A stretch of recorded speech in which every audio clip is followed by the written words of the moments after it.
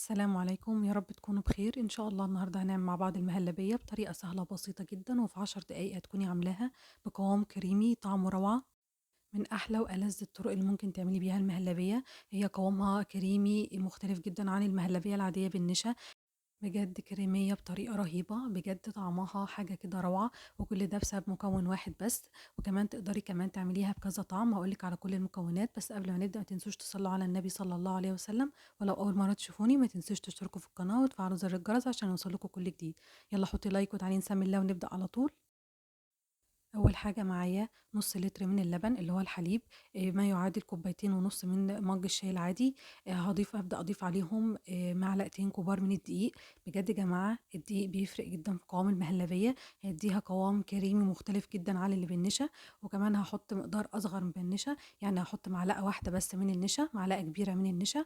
يعني خلي مقدار الدقيق ضعف مقدار النشا. بجد الدقيق هو اللي هيديها القوام الكريمي، بجد هيوديها لك في حتة تانية خالص. ومعايا 4 معالق كبار من السكر، وطبعًا السكر نسبي ممكن يزيد أو يقل على حسب ذوقِك.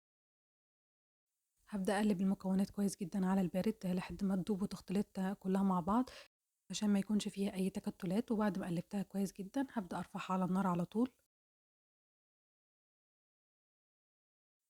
هابدأ أرفعها على نار متوسطة مع التقليب المستمر. ما ينفعش توقفي تقليب إطلاقًا عشان تحصلي على قوام كريمي وناعم. لازم تفضلي تقلبي باستمرار عشان ما يحصلش أي تكتلات في قوام المهلبية. كمان ممكن يحصل تكتلات وتبدأ تترسب معاكِ في القاع، وتبدأ غصب عنِك المهلبية تشيط منِك، فبالتالي هيكون طعمها مش حلو خالص.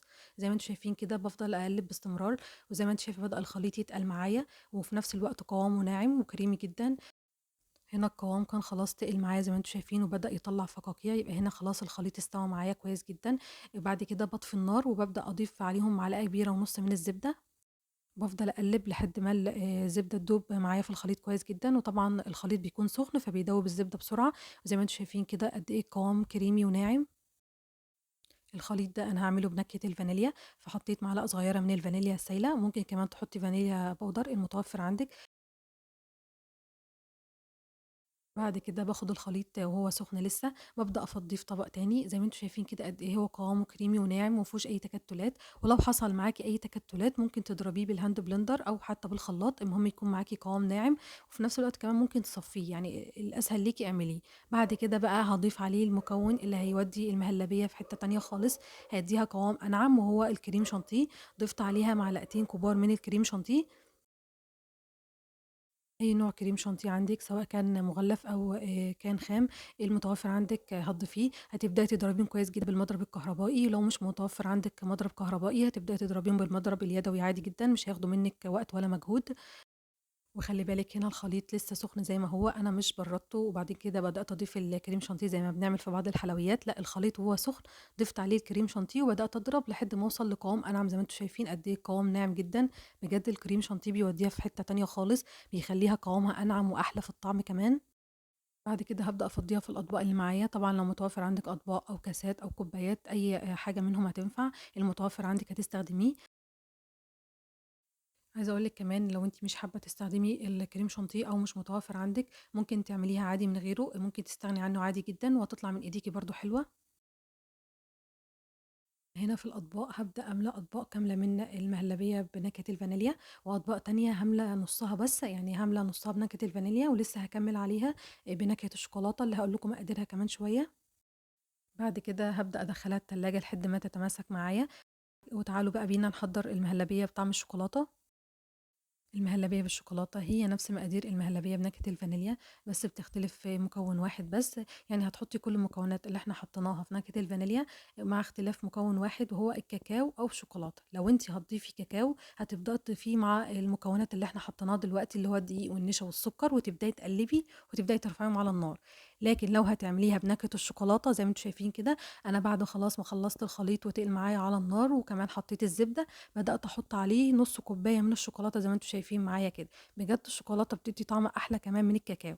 لكن لو أنتِ حابة تضيفي كمان الكاكاو وعايزة تغمّقي لونها عن كده، هتبدئي تضيفي معلقة كبيرة من الكاكاو في الأول قبل ما تبدئي ترفعي على النار. بعد كده هنكمّل نفس المراحل اللي إحنا عملناها في نكهة الفانيليا. بعد كده ضِفت معلقتين كبار من الكريم شانتيه وبدأت أضرب كويس زي ما أنتم شايفين لحد ما اتحولت معايا لقوام ناعم. بعد كده هابدأ أضيفها في الكاسات، أنا في كاسات زي ما قُلت لكم كده هاعملها لوحدها بنكهة الشوكولاتة ولوحدها بنكهة الفانيليا، وفي كاسات هاعملها mix ما بين الفانيليا والشوكولاتة، وأنا باحب جدًا فكرة إن يكون الmix ما بينهم الاتنين، زي ما أنتم شايفين كده أنا هنا خلاص كانت طبقة المهلبية بنكهة الفانيليا، كانت الطبقة مسكت معايا، ما ينفعش تضيفيها ولسه طبقة المهلبية ما مسكتش عشان ما يتداخلوش مع بعض، بعد كده بدأت أضيف عليهم على طول المهلبية بطعم الشوكولاتة. بعد كده هابدأ أدخّلهم التلاجة لحد ما المهلبية تتماسك معايا ويبقى قوامها متماسك أكتر.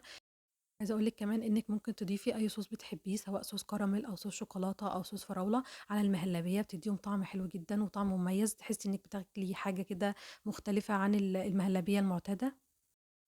وعايزة أقول لِك كمان ممكن تعملي المهلبية بنكهة الكراميل، إنِّك تحطّي السكر يتكرمل الأول وبعد كده تبدئي تضيفي عليه بقية المكونات. وممكن كمان تعمليها بطعم القهوة، بجد بتبقى طعمها حلو جدًا، بتحطّي معلقة كبيرة من قهوة سريعة الذوبان مع المكونات، لو أنتِ من محبين القهوة بجد هتعجبِك جدًا. بجد يا جماعة من أحلى وألذ الطرق اللي ممكن تعملوا بيها المهلبية، طعمها روعة، كريمي زي ما أنتم شايفين كده قوامها مختلف عن المهلبية اللي متعودين عليها بالنشا، بجد من أحلى وألذ الطرق اللي ممكن تعمليه بيها. ده ميكس الشوكولاتة والفانيليا، بجد أنا باحب الميكس ده جدًا، بس طبعًا ليكِ حرية الاختيار سواء كنتِ عاوزاها بالفانيليا أو بالشوكولاتة بس، بجد الطعم روعة، كريمي، حاجة كده مش قادرة أوصفها لِك قد إيه كريمية وناعمة. ولو وصلتوا معايا لحد هنا وعجبكم الفيديو ما تنسوش اللايك، ولو أول مرة تشوفوني ما تنسوش تشتركوا في القناة وتفعلوا زر الجرس عشان يوصل لكم كل جديد.